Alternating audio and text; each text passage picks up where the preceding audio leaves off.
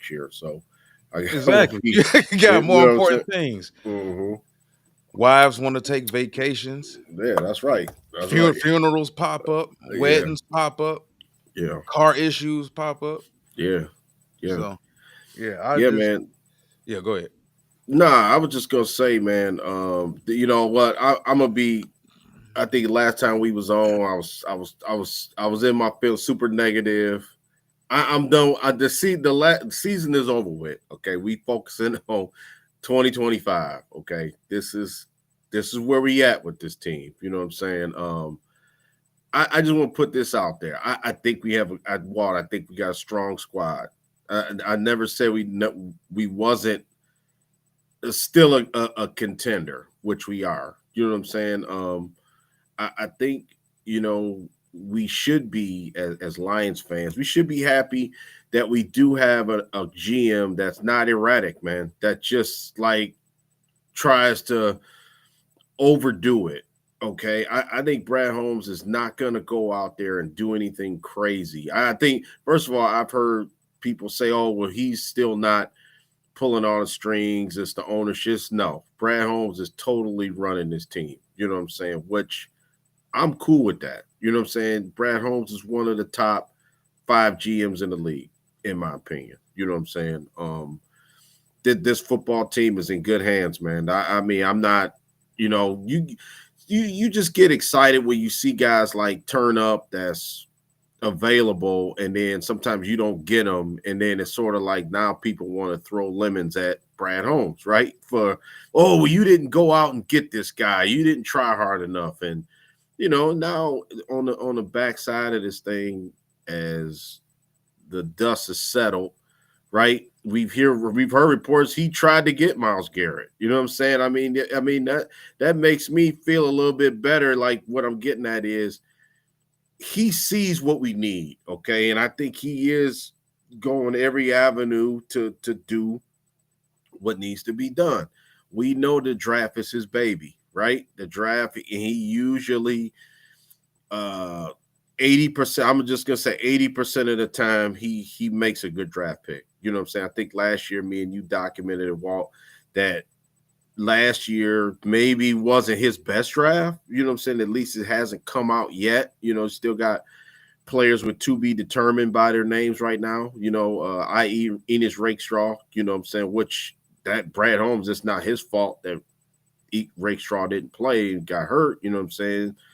Giovanni Manu, who was real scrutinized by me, you know what I'm saying, because I just felt that I would rather have a player that I can play. You know what I'm saying? It not necessarily don't have to be a starter. It may be nice if the guy's a starter, but at least a guy who's a rotational player. You know what I'm saying? And whether than a guy, it may be 3 years before we even see him out there. That type of thing. So, he did hit on Makai Wingo, I think. Makai Wingo got hurt. You know what I'm saying? He's a rotational piece. He may not be an impactful starter, but he's a piece. So, when you look at this draft coming up, man, I think that it's real interesting in which way we're going to go.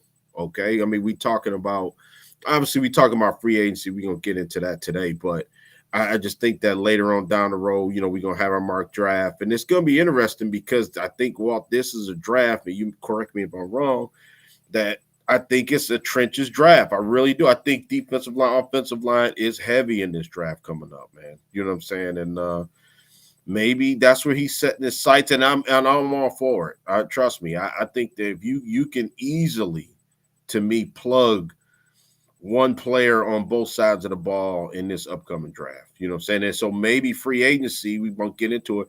Maybe that's why he didn't go as hard as people would like. Me, I'm raising my hand. Maybe he didn't go as hard as I would like because maybe he's got, remember, well, correct me, he's got guys, they stick by their draft board strong. I mean, man, they had Gibbs, they had Jack Campbell, they had them guys, Jameson Williams, they had those guys high on their boards where we didn't think, where they were going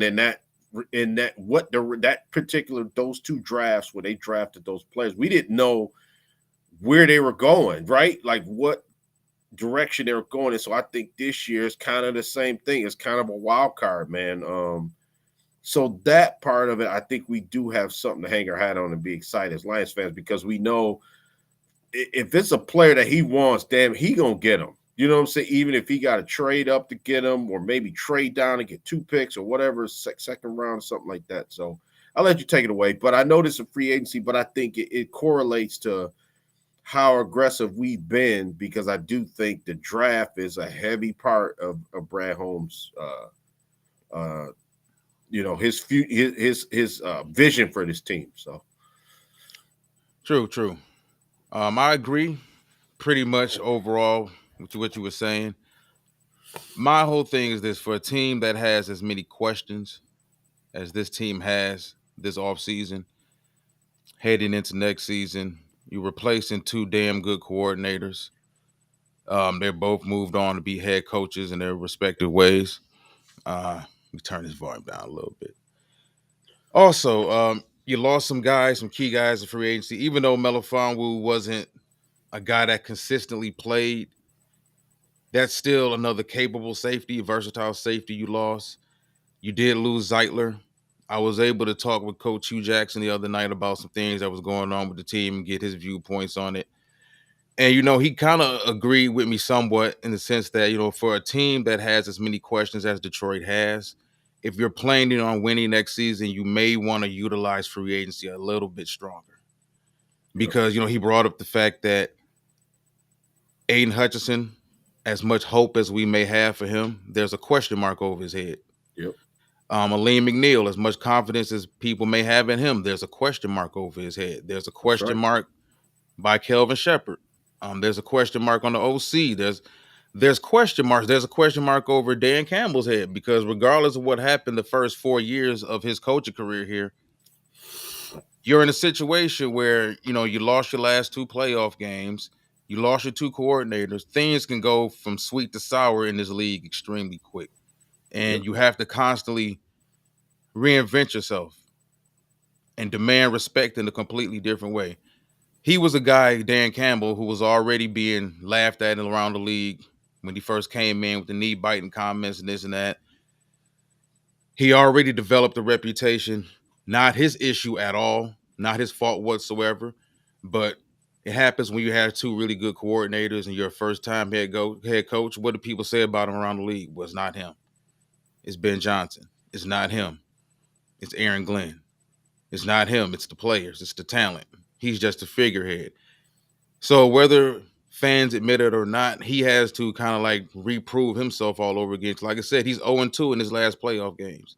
How much of it was his fault as a head coach? We don't know, because everybody gave Ben Johnson all the credit for the offense. People gave Aaron Glenn all the credit for the defense. So I say all that to say this: for a team that has as many questions as we do have, and you're heading into year 5 of this regime, you were a 15-win team a year ago, with all the injuries. You were able to go out and find some guys depth-wise down the stretch that did help us out, that helped get us to those 15 wins, helped get us to that NFC North championship win. I mean, NFC North championship banner. But we can preach depth all we want. At the end of the day, it's still a talent league. The NBA is a talent league, elite talent league. The NFL is an elite talent league. You either have an elite quarterback or you have a bunch of elite players around that quarterback. Yep. On offense and defense.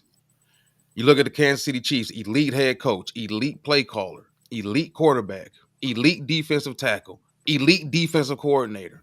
Philadelphia Eagles, that's probably the best overall roster in football.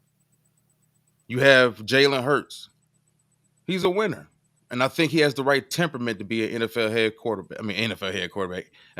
starting quarterback. Now, whether or not people, me included, because I give Jalen Hurts some crap about the throwing and the lack of accuracy and the issues that he had specifically last season throwing the football and the 80-yard passing games, the 113s and this and that. But dude been to 2 Super Bowls. Played damn good in the first one against Kansas City, which was a loss. And He played well in this one. They won. And you look around the league, man, it's New England, elite head coach, elite ran organization, elite quarterback. Indianapolis Colts all those years, elite quarterback, elite head coach. And they put elite Pro Bowlers around him too, Peyton Manning. Yeah. It's a hard sell for me. And this is just my opinion, man. It's a hard sell for me to look at these other organizations, even the Green Bay Packers for that matter. Well, the Green Bay Packers historically have always built through the draft, and they don't build their teams through free agency. True, but they also were blessed to have 2 Hall of Fame quarterbacks for 30 years. Yeah, that helps. It helps. It helps a lot. And when you don't have that figurehead elite quarterback for 15, 16 to 20 years who's playing at an elite Pro Bowl, all-pro level, you have to surround. If you have a journeyman or an average quarterback or a tier 2 quarterback or a guy in Jared Goff's case who, is he a good quarterback? Yes, he's good. Is he capable of being the truck? No, he's not. He's not physically capable of carrying this team. Bad defense, injured offensive line. He's not that type of quarterback. Doesn't mean that he's not a good quarterback, but we know exactly what class our quarterback is in. To look at Goff and you drafted well, you hit on Jahmyr Gibbs. You and I were both huge on Jahmyr Gibbs. I would say you hit on Jameson Williams. To what degree, we really don't know because you and I have discussed Jameson plenty of times. Would Jameson be a more productive player in a different type of offense with a different type of quarterback? We talk about if you would have given Matthew Stafford Jameson Williams would be a 17 touchdown player. That's just how it is. So to what degree have they hit on Jameson Williams? I think it's still kind of in the air. Aiden Hutchinson, you hit on Aiden. Aiden just had a horrible, dramatic setback in his development. So like I said, there's a question over him. Liam McNeil, DJ Reader there's no guarantee he's going to be here. You're talking about what? If you cut him before June, unless you save $11 million. I'm not sure if they would do that. But who knows? They may have plans on attacking the defensive tackle position in the draft. Yeah. But my whole premise is this. I understand depth because you do need depth because the way he views it, and I agree 100% with Brad Holmes on this, we're talking about a 17-game season now. It's a marathon. In another 4 or 5 years, we're talking about probably a 20 to 21-game season. And they're going to have to also expand the rosters. There's a lot going on. They're talking about cutting down preseason. Yeah. You need as much depth as you can get, but you also need talent. That depth didn't get us past Washington. Washington's talent got them past us. So I don't hate the acquisitions they've made, but like I brought up to you, like what's the difference between DJ Reed, Cam Sutton, and Carlton Davis? It's slim pickings, man. They're all right. They're the 12 to $14 million number 2 corners, even though not DJ Reed, but Carlton Davis played more man in Tampa. He's a bigger physical corner. He's going to compete. He's got good ball skills. Like I liked Carlton Davis. And my whole issue with Davis was that, okay, if you didn't want to pay Carlton Davis $20 million, I get that. But when you look around at Charvarius Ward and what he got and what Byron Murphy got, not to the degree of what J.C. Horn and the other guys got, Derek Stingley Jr., but dude, like the going rate for a solid number 1 corner nowadays is between 18 to 20 million. So it's like, to me, you're intentionally putting lesser talent on the field because all you see is a cap number. And if the difference between I don't know if they went after Charvarius Ward or not, but if let's say the difference between DJ Reed and Charvarius Ward was $3 million. And DJ was willing to take $12 million and you offered Charvarius Ward 14. Why would he come here and take $5 to $6 million less? It's kind of like an insult to the players. I get it. It's a business for Brad Holmes and this organization. It's also a business for the players. So all I read into that, what Byron Murphy got, what Charvarius Ward got, what Carlton got, Carlton left and went to the New England Patriots for 20 mil. Yeah, You can't tell me that he made 14 last year. You can't tell me that you only offered this man $1 million raise, or you only offered him $2 million, or even worse, maybe you offered him the same amount of money that he made last year. I'm pretty sure if it was 17 or 18, Carlton would have stayed. Yeah, he had an issue with that because I see it was an Instagram post. Yeah, what's up, Corey? What's up, Brent? It was an Instagram post that he made and was saying like he not giving no discounts. I know my work basically, and I gave y'all a discount last time. Maybe you're right, man. Maybe it was maybe to it. He was taking a shot at the organization. I think, like you said, because I think he probably felt they lowballed him. You know what I'm saying? And he said, I'm not giving no discounts this time. So you're right. I do think it was cost cutting. But the only thing like I said on the last show, like I agree with you. I think Carlton Davis was one of our strong points, definitely one of our strong points last year. Any way you slice it, unsung hero on this team, man. Team MVP, if you will, one of them, if you want to go that far until he had the injury. He actually gave you a lot. Yeah, because like Mosley gave you nothing, and Mosley got 2 years, bro. Yeah, and gave you 3 plays in 2 years. Yeah, and it was sort of like because I had DJ Reed on my board, and I just think, not that I'm trying to like be right about that part, but my what I'm getting at is I think we getting lost in like, I think DJ Reed's a good player, man. I really do. I don't think that he's like, maybe if you want to say Carlton Davis is better, okay. I mean, I'm cool with that. You know what I'm saying? I don't think he's significantly better, but I mean, if you want to give him the nod, okay. But I don't think it's that big of a drop off to me. That's all. I think the bigger question is, I put it this way, I think maybe because he played more man, I think, like you said, it for me with Terry Arnold on the other side, which is kind of like the other part of this whole equation, like you said, makes you more comfortable in Carlton Davis because Carlton Davis can man his area, right? Now DJ Reed, that's not one of his strong points, and now you got 2 unknowns out there. You know what I'm saying? I think that's the bigger issue. He drew a lot of flags last year too. Yeah, and that's the biggest issue. And I think that's what people. I was freaking out about it. You know what I'm saying? Because it's like, man, our defense already wasn't good to begin with. You know what I'm saying? And now it's like you kind of taking a step back, and it's like you got it. Like you say, you mentioned Kelvin Sheppard, which I think was a great hire, by the way. I think that he absolutely deserved the job, man. You know what I'm saying? Because from day one, he's been here with Dan Campbell. I think Dan Campbell was really, really on. Dan Campbell's like list of being guys that being promoted within the organization. I think he's fine. I think Kelvin Sheppard will be fine, to be honest with you. But like you said, it is a transition period. And I think that's what Lion fans, I want to be able to reiterate that point. I think it's going to be a learning process. And that's what we've been saying, because I feel that the more uncertain it is within the coaching staff, right? Like as far as the more players that you're going to have to trust to be able to do what they need to do. You know what I'm saying? That could, like you said, if you got St. Brown, you got, guys like Aiden Hutchinson on defense, you got Lee McNeil, guys, you don't have to worry about them, man. You can put them guys out there, Sam Laporte, he's going to run the right route all the time. St. Brown, Montgomery, Gibbs, these guys are professionals, man. They're going to be able to adapt.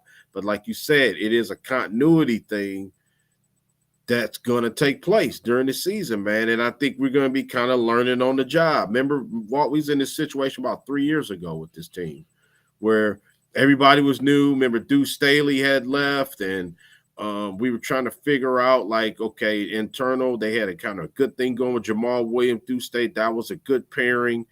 And then the offensive line came together. You know what I'm saying? Now people came by the wayside and left or whatever. So I think you got to build that continuity up, man. Any coaching staff, I agree with you. That's part of it. It is the players that everybody knows. Talent is what wins, right? But I do think, you know, and you mentioned Jared Goff. I think it's key, man, that you have all the running parts, the right running parts around Jared Goff. You know what I'm saying? With a new offensive coordinator, that makes me kind of concerned a little bit. You know what I'm saying? Just because listen, and it ain't no room for error this year. You know, you come out the gate 1-4. You know, start the season 1-4, 2-5. That could be your season right there because we see the schedule, man. You know what I'm saying? So, yeah, I do think it's a possibility we could continue because I'm looking at the free agents that's left, right? I mean, at this point, you're not even the guys that are left. Basically, nobody wants them, right? I mean, that's how I feel about it. If you reach the third week of free agency, basically, you don't have a team. Basically, you know what I'm saying? When you get to Von Miller and Zadarius Smith and you know what I'm saying? It's just like now it's just return to the draft, man. And that's where I think once having some difficulty, something going on. So, but I do think that the draft is gonna be like where we have to hit it out of the park in. You know what I'm saying? And yeah, I agree with you 100%, Corey. I think that this division – I was calling for it last year, and I was way wrong about Chicago last year because I bought into the Caleb Williams thing. But I think this year you could say Caleb Williams, Chicago. You look at Green Bay. Green Bay hasn't really done much in free agency, but Green Bay had a hell of a good draft last. They have a good draft every year, it seems. So that's a team that you would assume that they would be still 10-win team, right? Just saying it off the top of your head, right? We know Minnesota, damn, they got good. They got Jonathan Allen. That was another guy I was hoping that the Lions would go after. But instead of paying Jonathan Allen, we signed Levi Onwuzurike, you know what I'm saying, back. And George Lopez. And George Ray Lopez, man. Not the comedian. We got the comedian, too. we really cutting costs. Yeah. We're going to get George Lopez. Nah, man, Yeah. It's wild, man. I get it. It concerns me because when I heard Brad Holmes, you know, talk about the injuries last season, how good the team was last season, and you know, we're getting guys back and this and that. You usually don't hear a GM talk like that because most GMs understand that it's a year-to-year thing. Mm-hmm. That team that was great, that 15-win team last year, that had like an inferior feel to it. Yeah, that may have been good for 2024. Mm-hmm. You know, you have to.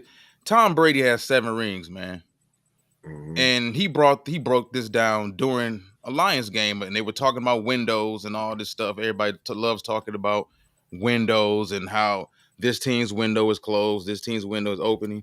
Yeah. And Brady's like, that's pretty much BS because on a year-to-year basis, with free agency, with the NFL draft, with coaching staff changes, with GM changes, sometimes some teams get sold. You are never the same team, right, as you were the year before. So it's kind of naive to think that, you know, we'll sign a bunch of C- depth guys, and then we'll get Aleem back and we'll get Aiden back. You brought this up a few weeks ago, man, and I didn't find it negative at all. I found it very realistic. We don't know if Aiden will ever be back to what he was. Right. Nobody's guaranteed, man. We hope. You can have hope. Exactly. Everybody hoping. Exactly. You know what I'm saying? You can have hope all you want. What if he go out there first game? They try to rush him back September. We getting ready to play first game of the season, and in warm ups he have a setback. Right? He warm up before the game and training camp, and then that's it. Right? And then we just saw it happen to Deshaun Watson. He tore his Achilles and then tore it again rehabbing.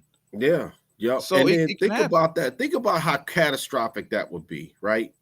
And you still haven't addressed the elephant in the room with the pass rush that we need, man. I just think it's not smart to yeah, Corey, I feel that way too sometimes, man. I really do. Not that I don't want to seem like I'm taking shots at Brad because I think he's done a great job. I'm not saying it's Roy Lopez, ain't it? I mean Ray Lopez. His name is Ray Lopez.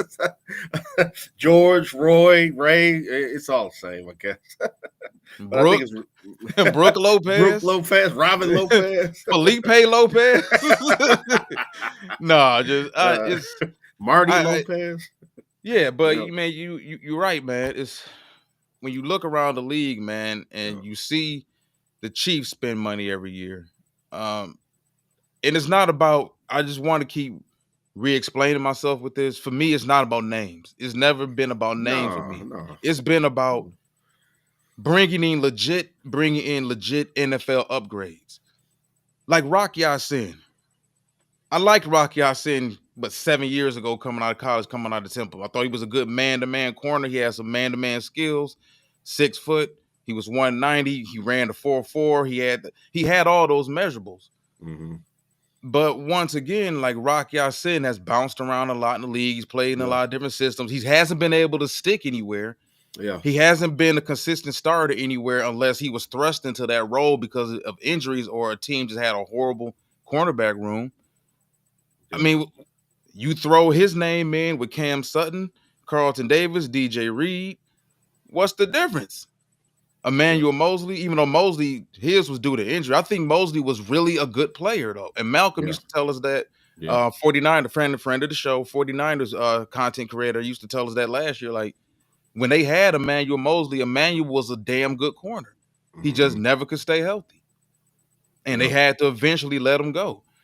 So it's like I understand there's a lot of uncertainty in free agency, but there's no more uncertainty in free agency than there is in the draft. So if the plan is to get a bunch of depth guys, and none of these guys are guaranteed to even be on the team neither. But like, you talking about training camp, June, July, they're not guaranteed. That's something else fans need to realize too. None of these guys we brought in over the past 3 weeks are guaranteed to be here this season. Yeah, and that's that's what I wanted to say, because this is how I feel too, because I feel like, and correct me if I'm wrong, Corey, Brent, y'all watching right now, y'all can tell me if I'm wrong too. Instead of giving Anzarike another even though it was only 1 year, right? I'm not even talking about free agent. I would rather draft Byron Sorrell from Texas, or I would rather draft what's the other kid, Kenneth Grant from Michigan, right?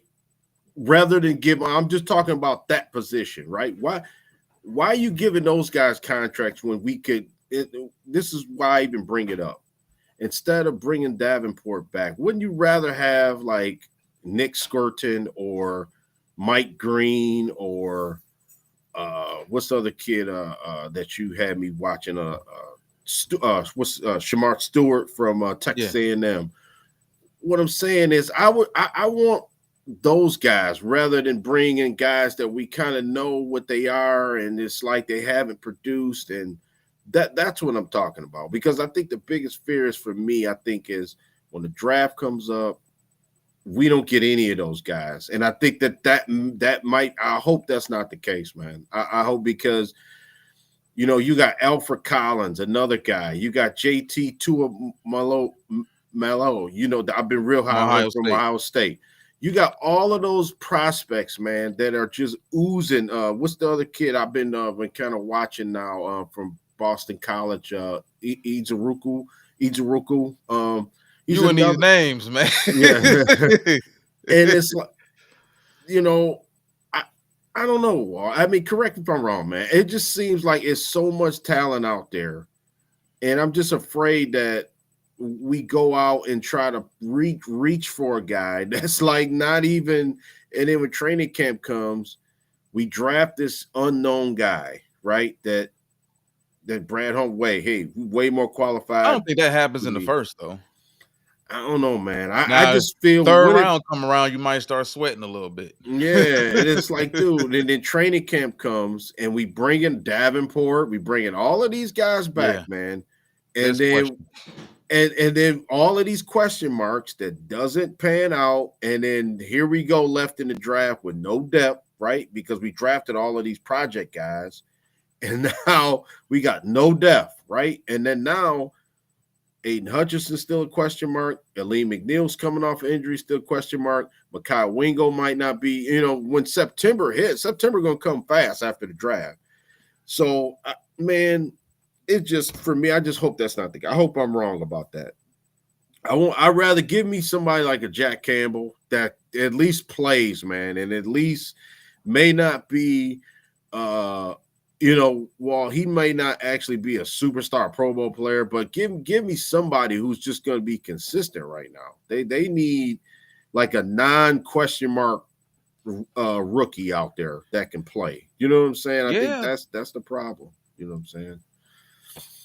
To piggyback off everything you just said, and it goes back to like the original point I was making about not spending any real money in free agency to bring in like legit NFL caliber upgrades, depth upgrades. You're banking on drafting 4 All Pros or something? Yeah, man. Like this is the thing. Like people talk about, the free agency is uncertain. What the hell do you think it is betting on a bunch of 20 and 21-year-olds? Look at the Rams. The Rams. Look at last year. Yeah, they hit. But they've historically drafted well defensively. Like defensive players, they've always drafted solid defensive players. But like if you look at us in our situation, if we're a championship caliber team, and I think we still are. Yeah, me too. We just got a bunch of questions. Like I've seen fans right now talking about with the upgrades we have already, where I think we're an 11 to 12 win team. Like, how do you know this in March? Nope. You don't even know what the final roster is going to look like. And you're hearing fans talking about, oh yeah, we're still 11, 12 wins. You don't even know what the schedule looks like. Right. Well, you know who you're going to play, but you don't know exactly what the run of those games is going to be. When you look at this draft, man, and we're not even talking about the guys that you like Walter Nolan or, man, a guy, even, okay, like if you had to choose between JT and Jack Sawyer, one of those guys from Ohio State, what if you had a chance to get the kid from, what's the other guy that's on top of my head? Demetrius Knight Jr. I mean, he's later on in the draft, but at linebacker, that's another. What I'm saying is this draft is deeper than last year. Defensively, you can get the next Kalijah Kancey in this draft. You know what I'm saying? You could get, Josh Connolly's another guy on the offensive line. I'm glad. Thank you all for putting this up because sometimes I just draw blank. Landon Jackson, another guy. Man, Gray Zabel, you know how I feel about all those offensive. Derek Harmon. I mean, and for us to miss out on some of this talent because we gave Onwuzurike another contract. We gave, Derek Barnes. Now, I like the Derek Barnes signing because Derek Barnes is one of my guys, man. You know what I'm saying? So I think that was really a hometown cheap discount contract with him. You know what I'm saying, Wall? But I just want what I'm saying is I just want some more talent on defense, man. You know what I'm saying? I mean, I want, like you said, and I think the fans can agree. Everybody can agree. We need some talent on defense. I mean, that's the problem. I think, the offense needs a little bit of tweaking, and I think that can be had too. But I think if I had to pick one side of the ball right now, it'd be the defense. You know what I'm saying? That's got to be upgraded. You're not worried? I'm worried about the offensive line. Yeah, I'm worried about the offensive line. We should transition over to talking about that too, because there's questions on the defensive front. Yeah. In the second, I think me and you can both agree, and I think the viewers can agree. There's still we got a bunch of guys at corner, but we don't have the guy.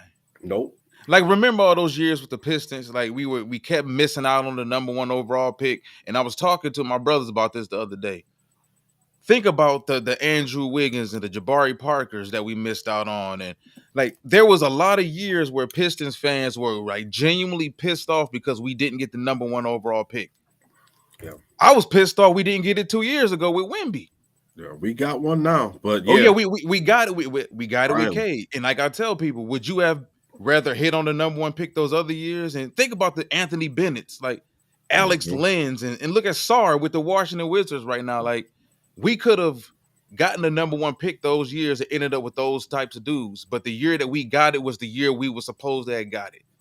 Because people forget, Cade Cunningham was one of those guys. Like Carmelo Anthony, I was watching his podcast the other day. Shout out to 7 p.m. in Brooklyn. I think that's a really good podcast too, Carmelo Anthony. and he was vouching for him. Kenyon Martin vouched for Cade Cunningham, but he's from Texas, so Kenyon knew all about Cade for years. But Carmelo was saying like Cade has always been one of those guys. People forget it. He was the number 1 ranked player in high school. He was the number 1 ranked player coming out of high school. He was the number 1 overall pick. Yeah. People just realized about it. Yeah. You know, and you go back over to the NFL draft, man. Yeah, it's hard to get that It's guy, hard. like you said, it's hard. At corner. It is. Yeah. But we've historically been bad at evaluating corners. Like, think about it. We can name some names now. We can get into Brian the Westbrook, Terry Fair, Chris Houston. We got him in free agency, and Nevin Lawson. Nevin Lawson, yeah. Like the two dudes we got. Darius Slay fell in our lap due to injury. And that's why he fell as far as he did in the draft. He fell into our lap, similar to how Brian Branch fell in our lap. And then Dre Bly. And Dre Bly left the Rams because the Rams they had to pay other people. It's not because they didn't want to pay Dre Bly. He was coming off a Super Bowl. But Dre came over here. He was one of the best free agent acquisitions, I think, at corner we ever made. But aside from those two dudes, like historically, what other top corners have this team ever brought in? They failed on Jeff Okudah. They failed with Kevin Abrams. They failed with Terry Fair. They failed with all of these corners. So it's like, you and I have been pounded the table for the cornerback position for years, man, for them to take it seriously. Yeah. And I think that, let's be honest, now I think that they didn't think that Terrion Arnold is like a project. I really thought, you know what I'm saying? I mean, remember draft night, it was here. Remember here in Detroit last year? You know, fans went crazy when they seen Detroit move up, you know what I'm saying, to get that spot. So get that spot to take Terrion Arnold. So I don't think that they went in and thinking like, let's see if this works. I really think that they believe. Oh, no, I genuinely believe they like him. Yeah, I think they like him. I think this is a big year for him, even though it's his second year. I think the only thing I'm gonna just say about his Terrion Arnold situation right now is I think that I like that they kind of stuck with him and played him. And now this year it's gonna be huge, man. I mean, DJ Reed even said as much, like, I'm here to give TA what I know, you know what I'm saying, to kind of so he can pick my brain, that type of thing. And I think let's just give it another year. That's that's my guy. Oh, yeah. I know everybody on his back.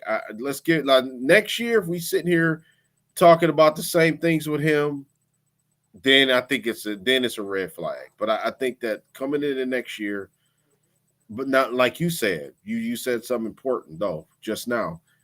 Now that we have Terrion Arnold and waiting on him, right? We're probably gonna miss out on the next guy because I don't know. I'd be shocked if the Lions take a corner the first 2 picks. You know what I'm saying? I mean, I would. I don't think that they're going to do that. Well, we talked about that. Like, taking a corner at 28 would be too much like admitting that you failed on Terrion Arnold. That you messed it up. Right, yeah. Right. And I just said, and Rakestraw for that matter. Yeah, I like Cedric Sweeney's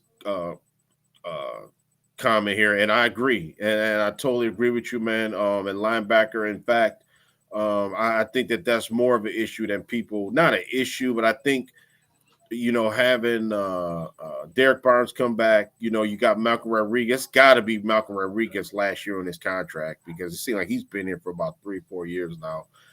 Jack Campbell, which I like. I like our combination, but I would love. I pound the table right. Demetrius Knight is my guy, and every mock I've done a Sportskeeda mock draft at least 3 a day for like the last 3 weeks.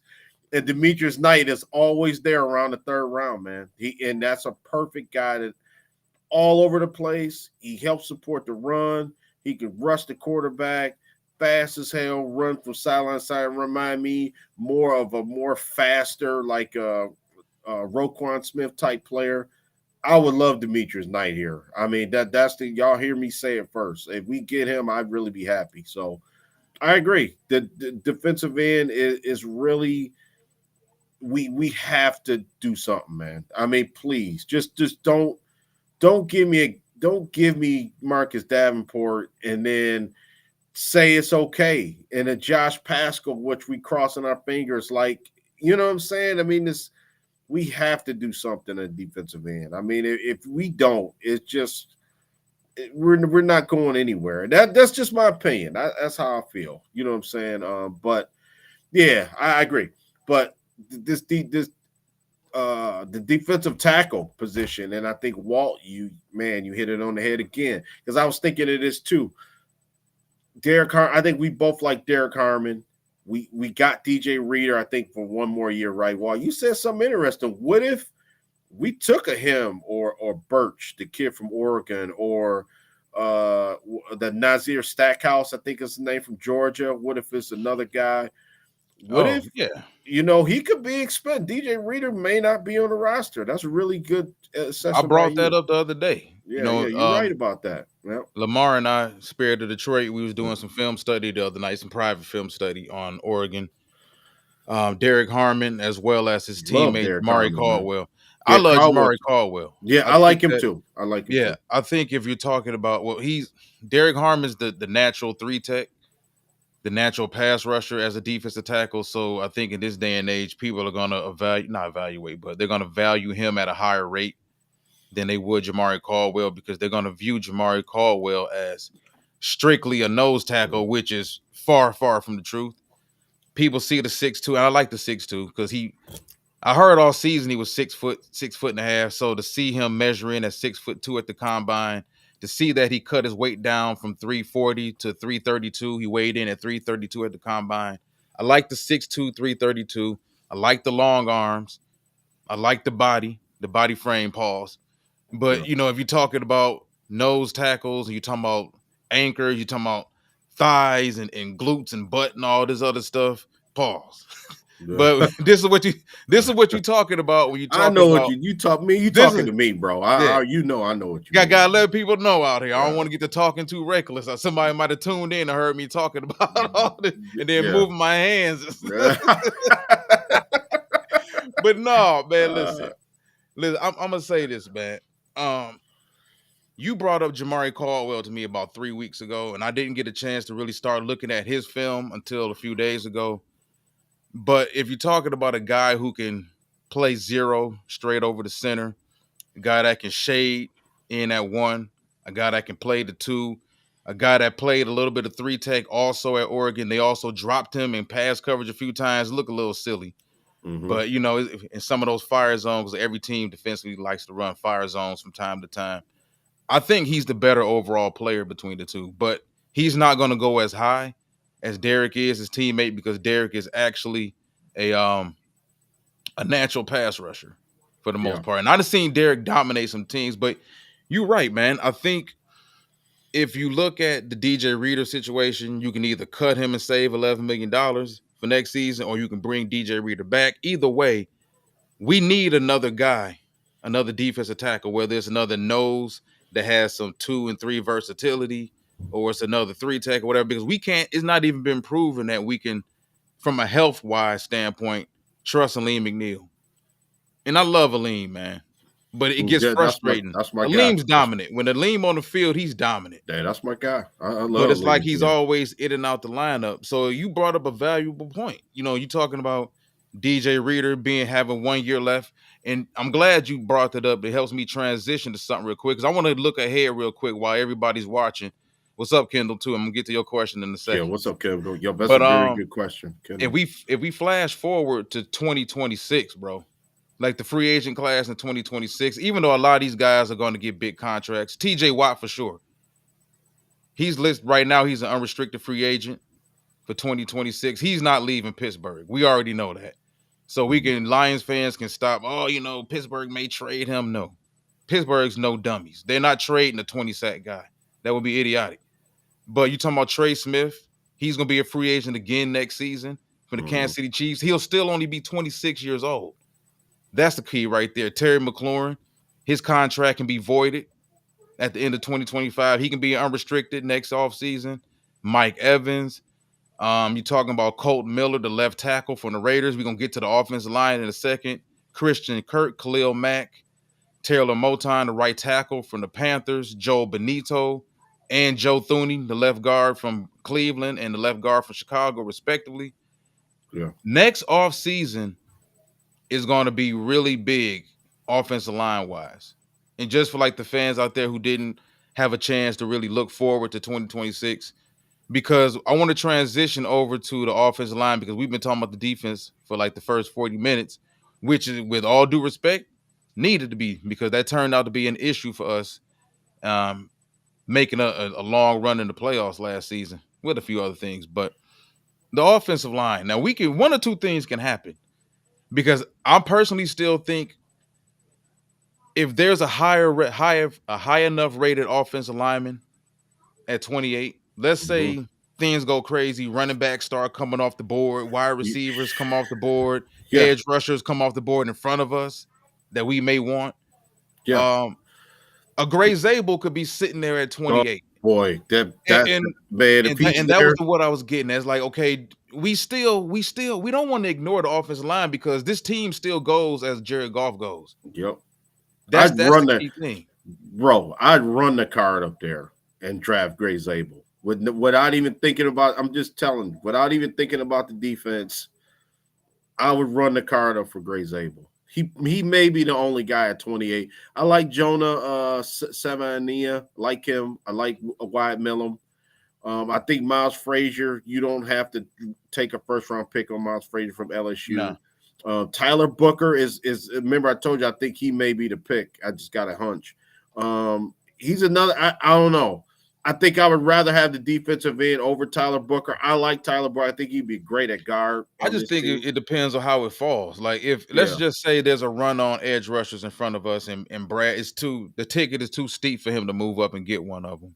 Yeah. Are you going to take the 4th rated defensive tackle, or the 4th rated edge rusher, or the number 1 rated interior offensive lineman? Because I think he's about getting value for the pick too in the first round. Yep. Gray Zabel, it would be a steal. I would take him right. You know what I'm saying? There wouldn't even be a question. I run it up. Yeah, and it's to comment on to touch on Corey's comment. I think it's all based upon what teams win with on a year-to-year basis. Because yes, the Philadelphia Eagles had an elite defense, but if you go over to the offensive side of the ball, they had two $30 million wide receivers. They also had Saquon Barkley, who could have been the NFL MVP at running back, and they also had either the number 1 offensive line in football or 1A. So it's not like the Eagles just won it all with defense. That team was loaded on both sides of the football. Yeah. So and then experience too. Jalen went to the Super Bowl with that team 2 years ago, just removed from it 2 years ago. So if we're talking about Jared Goff, I don't think either one, whether you favor the offense or you favor the defense, I don't think either side is wrong. Because if you look at the offensive side of the ball, Jared Goff lost his offensive coordinator. He lost his didn't Brunell sign with New England too? Didn't Brunell leave at quarterback coach? Maybe Mark Brunell left. I'm not sure. No, somebody else. No. I think he's still here. I think somebody else along that. Yeah, somebody else on the offense left. But I think ultimately, how can I put this, man? Because this everything comes back to Jared Goff and the elite conversation.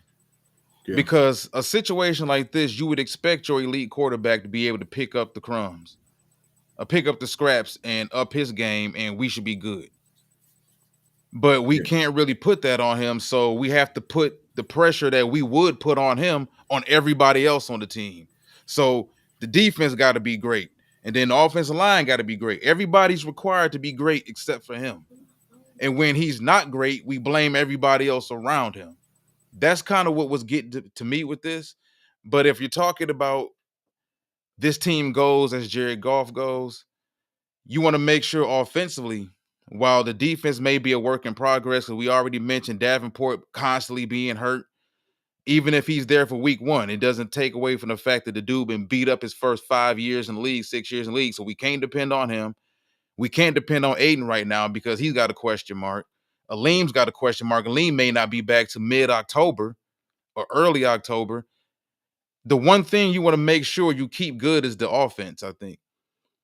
And Penei Sewell, stud. Graham Glasgow, question mark, health. He could walk away at any point in time. Glasgow, question mark. And I'm glad that that dude Beast brought that up. Glasgow, man, we already lost Zeitler, and we can talk about losing Zeitler too because That's Zeitler went to huge. Tennessee. That's He went huge. to a worse situation for $9 million. Well, he wanted to be home. He's from Tennessee. I had to look Yeah, into that that because that could that be was true. suspect, bro. Because I'm like, why in the hell would you go to Tennessee? But that's why he wanted to, at this point in his career, he wanted to be by home, close to home. But yeah, I agree, Corey. That dude B, I agree. It's a big question mark, man. Glasgow wasn't good, man. The last part of the season, at least I made He's that limited. assumption. Me and you and I have said we think he's a good serviceable guard, but if you want Yeah. if in 2025, do I want him out there every single week against Jonathan Allen Well, and Chris Jones and all these top elite defensive tackles you got to see? yeah, It's yeah. different. Look at what Houston did to them as a unit. Yeah, And Will Anderson didn't even play in that game. yeah, So, they're balling, yeah. man. Yeah, them young boys balling.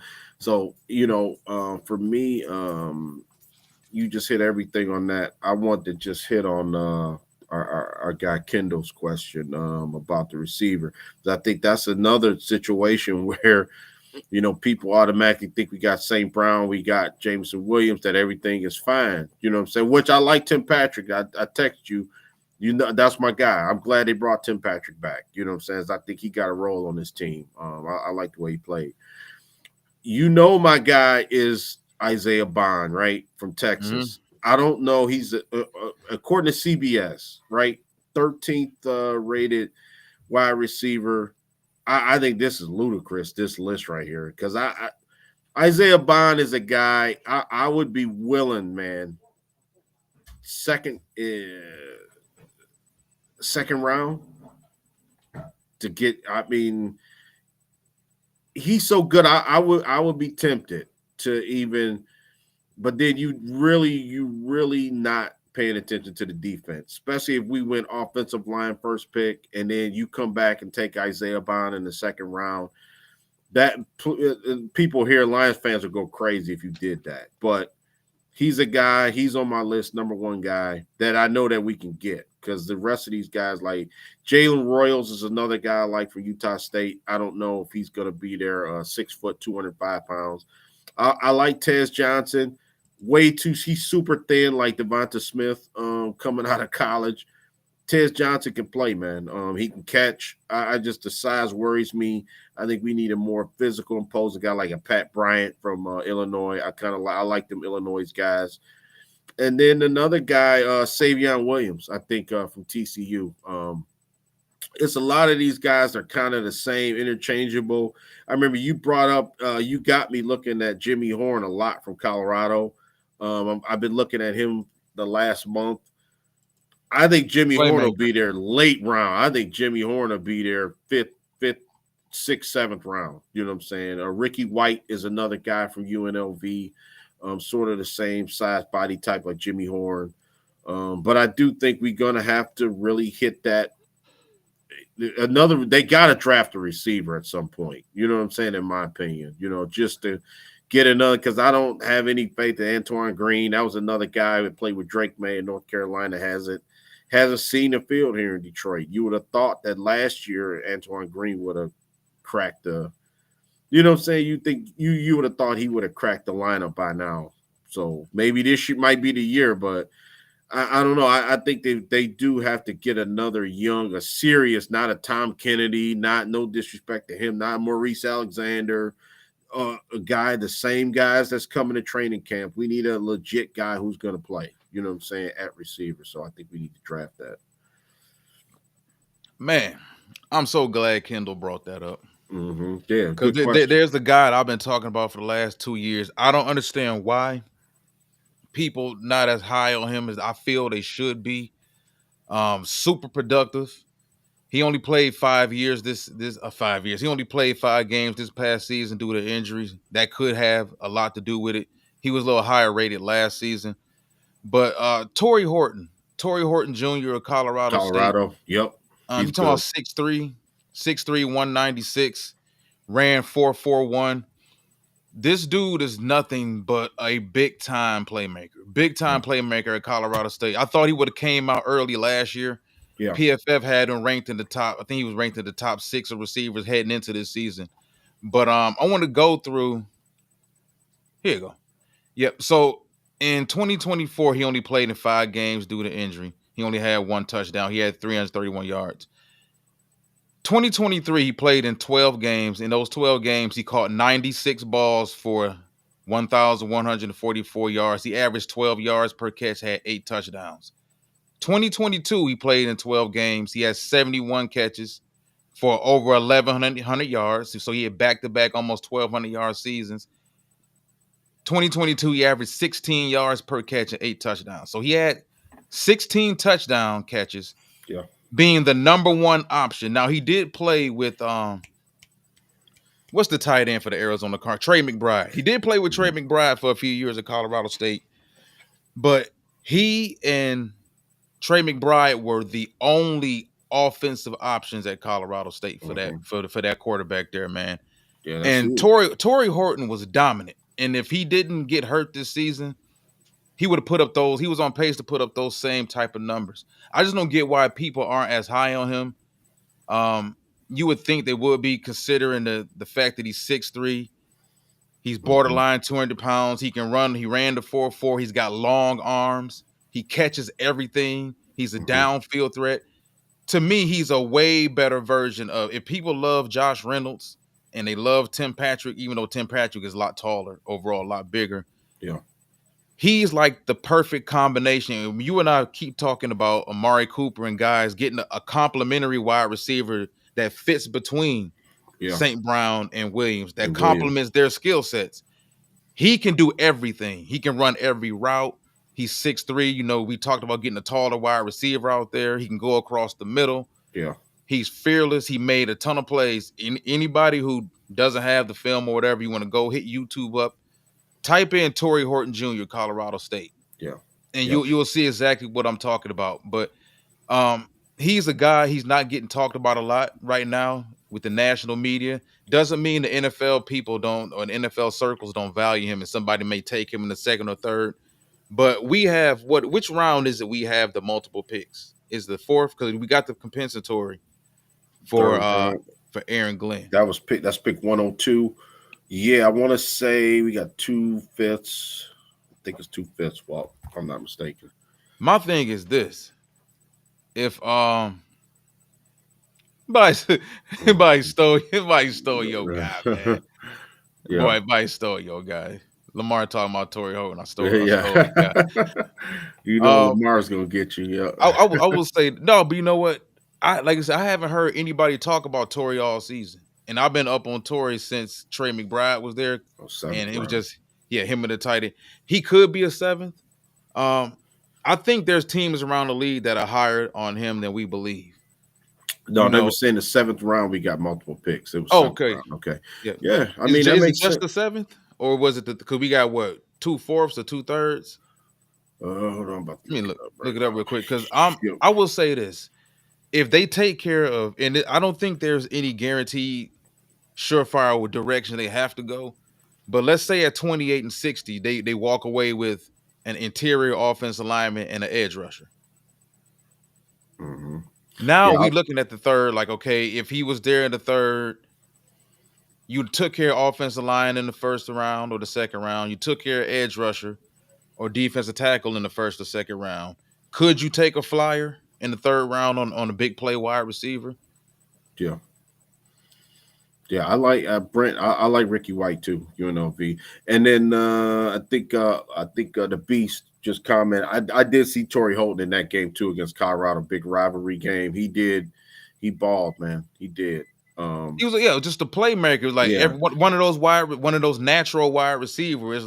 That's how I felt about Devontae Smith coming out of Alabama, regardless of the skinniness or whatever. Even though he's bigger than Devontae Smith was coming out, this was a guy that was constantly jumping over people, diving downfield, making all types of catches, coming back, contested catches.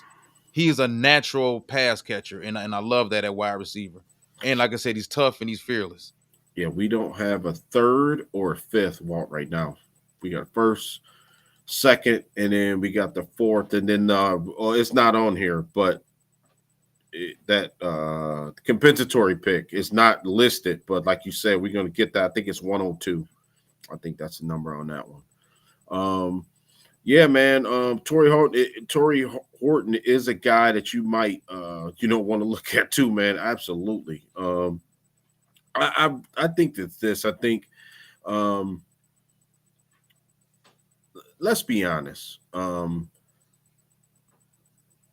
It doesn't really matter what order you take these guys in, or what do you attack first.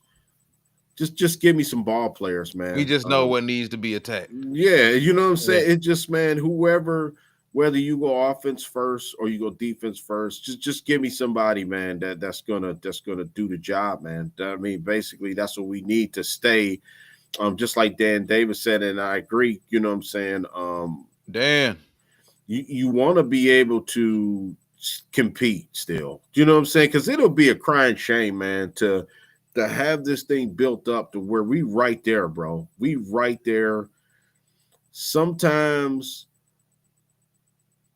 if you at you're playing baseball and you at the plate and if he throw me my ball, I'm gonna hit it, right? I'm gonna hit it.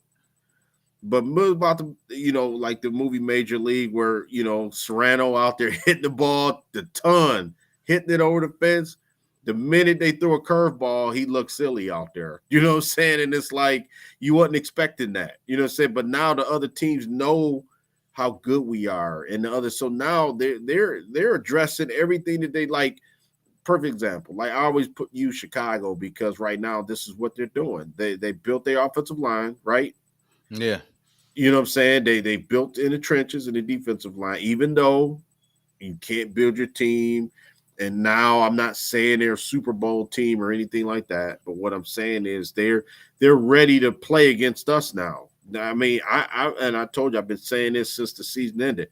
Book it that they're going to draft Asante. I would bet. I'm a matter of fact, draft night. I'm putting money on that, bro. I just feel that's what they're gonna need. That I think at 10, or they moving up, because I don't think Genty falls to 10.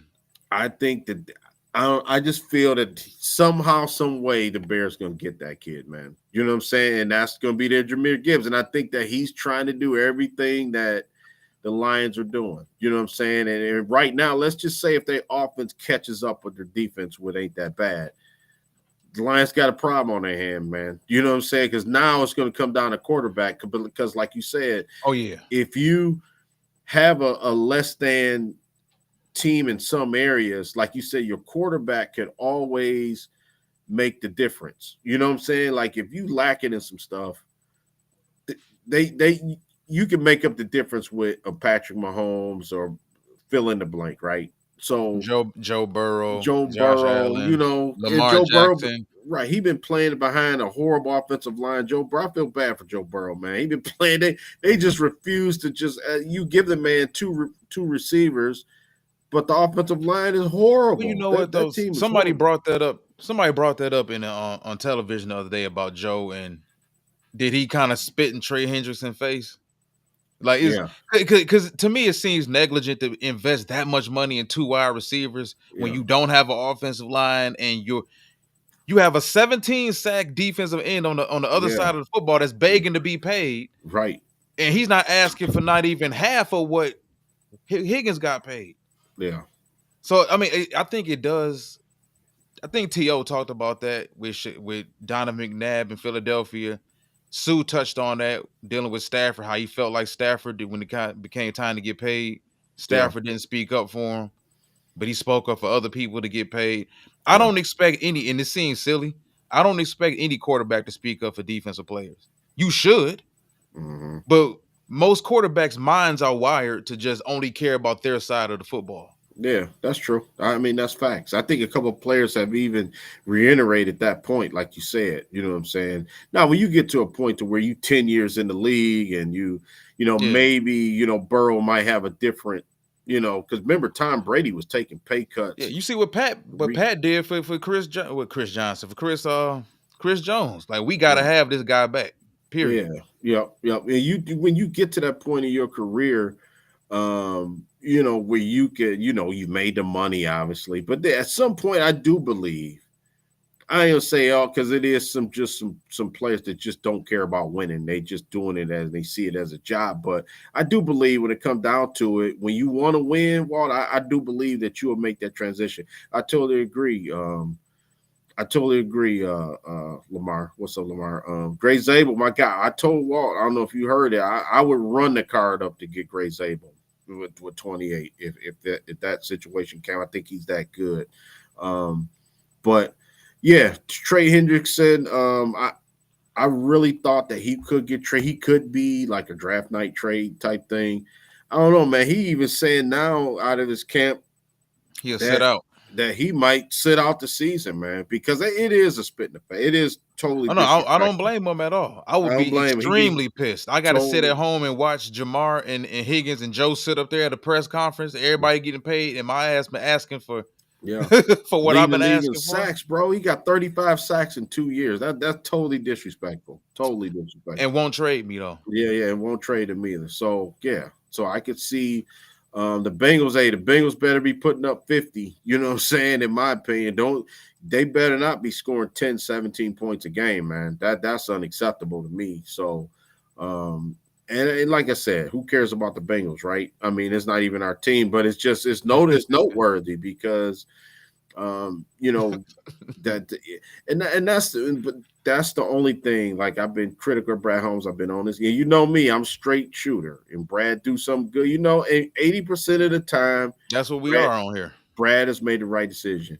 But what I can say is just what our guy Super Random just said, man.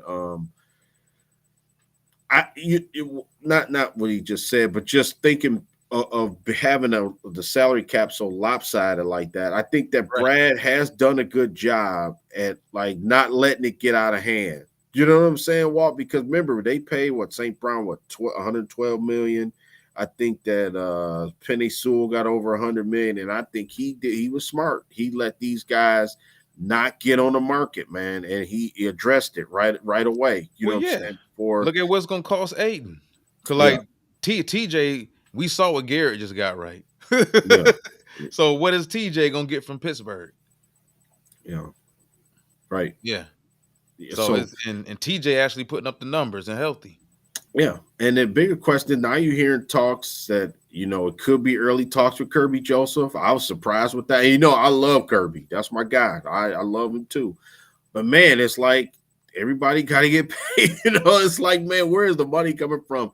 But it's awesome that, you know, that this team, and I think it like Jared Goff, I'll just use him like he's in a position where he could say, you know what, I restructure mine to keep Branch, to keep Joseph, you know, here, or to pay Laporta when it's time, or Jahmyr Gibbs, which that rule that you don't pay running backs is out the window now, man. I think that those days are done. I think to keep a guy, because you don't want another Saquon Barkley situation, especially if they've been productive. Now, a guy like Dave Montgomery, hey, you know what I'm saying, when his contract's up, maybe it's business. Time. You know what I'm saying? It's time, you know, but yeah, I agree, J.O. You're right. You know, he damn good at what he does. I can't say that because we're not in salary cap. Hell, we still got money. What was like 51 million coming into free agency, and I know we haven't spent all that money. You know, we had 46, right? 46. This man done spent $5 in free agency. He got Neiman Marcus money. He done went to TJ Maxx and Marshall. This man that walked in with walked in with a bag full of miniature Snickers, some quarter bags of chips, 2 big hugs. You know, a Slim Jim, a couple Slim Jims. No. Slim Jim was a little too high for them. So no way you're gonna get Slim Jims unless they Dollar Tree Slim Jims. Ben ain't buying no Slim Jims. Yeah. No, but all jokes aside, man, we love the team. It's just that if you just put it in perspective and compare them to the rest of the league, I'm not sure. And I'm with Dan Davis on this. Me and him talked about this earlier in the week, man. Are y'all better, or did y'all just remain the same? Now remain the same. If there was no Aiden health concerns, if there was no Aleem health concerns, I would probably feel a little bit better. But once you start taking all these question marks and putting them all together and wrapping them up, Yeah. I can't possibly sit here right now and tell y'all that, yeah, we good. You and I talked about it earlier, not earlier today, but it wouldn't surprise me if this was a wild card team next season. I still think they're a playoff team. Yeah, of course. Playoff. But if you look at the Sure. strength of schedule, the quarterbacks we got to play next season, It'll be it tough. wouldn't. That doesn't mean that they can't win 11 games and go on a run and reach the Super Bowl. I think we've seen the pinnacle. 15 wins in a regular season is a pinnacle in a 17-game season. And then the year before that, we went to the NFC Championship. So in the middle of that, you have to eventually reach the Super Bowl. Like, you can win 11 games and still be a championship team, depending on how things fall in front of you. Man, just the thought of having, like, I'm just putting scenario. You know me, my mind be working when it comes to draft. Just the thought. Okay, let's just say we don't do nothing else free agency, and we get, like, which everybody's saying James Pierce is this bad character guy. It's unbelievable to me how everybody turned it on this kid. I'll take the risk. If he fall to 28, if he fall to 20, I move up and I take him.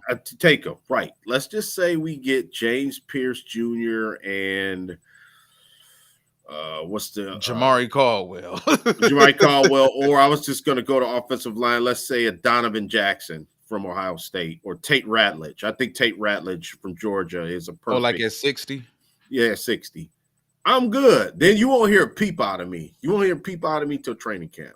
So yeah, I just don't not take none of those guys and take two projects, man. Just don't do that. Then I would really ruin my whole draft weekend. You know what I'm saying? So, that's all what I'm saying. So I do want to say what you said. I do think now the money that we do have, it's a possibility that could be like a bank for Aiden Hutchinson right now. You know what I'm saying? Because we are going to have to pay Aiden. Now, how quickly are they going to get that done? Are they going to, like, start talks now, like before the season, or wait till after the season? Or, that's interesting too, to be watching that, like, his contract situation. Well, let's have that uncomfortable question right now. Yeah.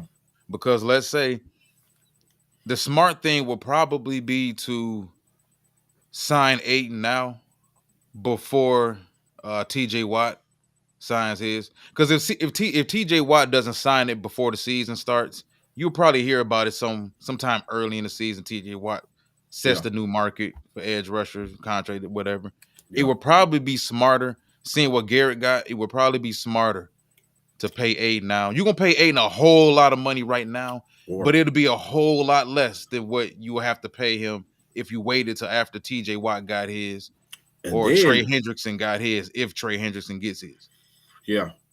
Yep, right. And then what if, like, you wait and then Hutch have, which I hope it happens, 17, 18 sacks, right? Like next season? I'm just saying, what if RoboCop? Just that like you said, that contract just drives up, you know what I'm saying? Right, man. That's all I'm saying, Brent. That's all I've been trying to say from the start. I just don't want no more injured players, man. That's it. I mean, I know if you take a guy and he get injured, that's something different. But I don't want no more projects. I just want. Can you give me some players that can play, man? That want to play ball, that we can start from day one, and just let's go, man. Let's play football. A receiver. Another guy like that played with Cam Ward is that Xavier Restrepo. Mm-hmm. Another good receiver, man. I don't think he'll be there like past the second round, but third round. But that's another guy I would look at. You know what I'm saying? Played in pro style. And then Isaiah Bond's running mate, Matthew Golden. I think they got him projected higher than Isaiah Bond, but he's another guy that's probably going to go early. I've been looking at Jimmy Horn. You mentioned him, and I watched a lot of Colorado football, and I didn't really look at him as a true NFL prospect. But it's something there. Yeah, it's something. What I'm saying is what I think now, and seeing his whole body of work the last 2 years, it's something there with Jimmy Horn. It really is. Like I said, and then I think one of our listeners just agreed with the Ricky White thing. I think Ricky White, I'm definitely going to watch with Torrey Horton. I'm going to watch some tape on him because he's one guy I've been kind of overlooking him a little bit. The Savion guy from TCU. The one kid from Nebraska that everybody's got on their board. I don't know. Nebraska even have a quarterback the last 2 years to even catch a pass. A receiver to even catch a pass from a quarterback at Nebraska. I wouldn't take no receiver from Nebraska serious at all. So I think it's named Nair. I think it is. I have it in front of me, but yeah. And then you told me the guy from Arizona, you like him. I really like Luther Burden III, man. I think that kid got all kind of swag coming through. You know what I'm saying? But I'm more higher on him than you are, and then you more higher on Luther? McMillan than I am. I think McMillan's nice, but I don't think McMillan's a top 5 pick at all. But in the fact that people are pushing him that as a top, I don't think he's a top 10 either. Yeah. But if you're talking about, I just threw the name out there because there's always names every year that pop up in the second round, up in the third round that was supposed to be mid first round picks, late first round picks, at least if you pay any attention to the media. But I will say this about Aidan. We all have the confidence, because I know Joe brought this up about Aidan Hutchinson. We can have the confidence, but at the end of the day, we don't know. We don't know Aidan Hutchinson's body. Yeah. Everybody's different. You look at the fact that he was really reaching his pinnacle when he suffered that injury too. So it's not like it happened his rookie year or whatever early on. He was at that point about to become, I think, the best edge rusher in football. When you're looking at the fact that he started being able to finish more, and the sacks started to reach the hurries overall. But like I said, nobody on this show thinks that, we're not trying to say he's gonna be bad, he's gonna have setbacks or whatever. It's just the reality of the business. We hope he turns out to be great, but what if he doesn't? That is a possibility that we are talking about. Like, what if he doesn't? What if things don't work out next season? He has a setback, because the thing is this: he's not going to play all season hurt. If he's out there and it's obvious that the coaching staff sees that he's not himself, it would be negligent to try to play him at 25 years old, because you don't want to ruin him. You want Aidan for the next 11 years. Mm-hmm. That's why when people was throwing out this nonsense about him coming back for the Super Bowl, I thought that was the most, and it burned me up because it just reeked of negligence. Why would you take your franchise player, or one of your franchise players for that matter, one of your pillars, and risk his career because of last season? It burned me up that fans would be that negligent. Did that with Grant Hill, the same Grant Hill situation. Right. You know what I'm saying? You forcing them to come out there. Not only that, pressure on them to come out there. What the hell? The dude's leg blew up. Mm-hmm. So what would you expect him to be able to do in the Super Bowl? Right. You want that to be his very first game back. Yeah, right. A game or game against the Philadelphia Eagles in that offensive line of that magnitude. You want that to be his first game back. Yeah. That's crazy, man. But I hope he's better. But what if he's not? Like, these are hard questions we got to have, because what if things don't work out next season for him? Yeah. Are you going to pay him? Are you going to give him the highest paid contract in NFL history for a defensive player, for a guy that there's question marks about? But that comes down, like, with the fans, how emotionally attached to you are to these players, because most people will look at it and say, well, you got to pay him anyway. I don't know, man. I think there's some very uncomfortable questions that we're going to have to start having. Up and it'll play out. And like I say, you would feel more comfortable by, like you said, but just bracing yourself for something like that. Like what happened last season with this team, with the injuries and the lack thereof. Now, let's be honest. It was a record-breaking injury. I mean, everybody was hurt on the line.